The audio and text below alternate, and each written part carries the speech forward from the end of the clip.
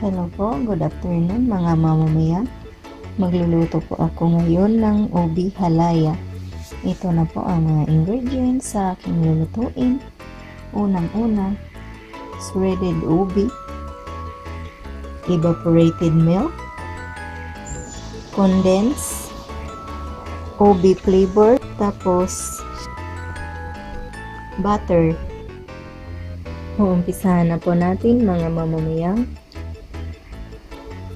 Ilagay po ang inyong mga evaporated milk or coconut milk. Pwede rin po. Tapos po i-add natin ang butter.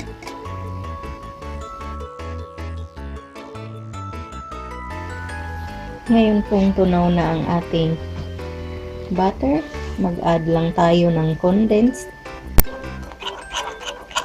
Ngayon na po ang ating condensed, nilagay ko na po. Tapos haluin lang natin to siya ng haluin. Pagkatapos po ay ilagay lang po ang mga shredded ubi nyo sa inyong kawali.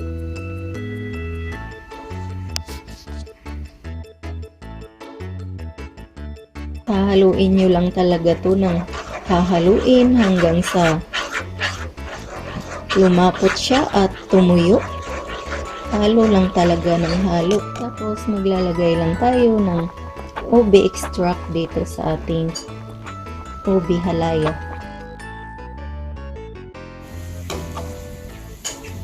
Tapos pag ganito na yung itsura niya ay pwede na po ito.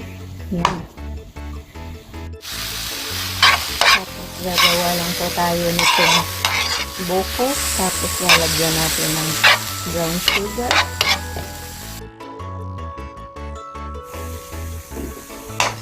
Ganyan na po ang magiging itsura ng ating niyog or buko. Yan. Ready na po to. Ayan na po mga mamamayang ang ating ubi halaya. Sana po ay nakuha nyo ang recipe ito. Sana mag-subscribe po kayo at maraming salamat po sa inyong panunood. Ito po ang inyong Ate Mayang na nagsasabing mabuhay!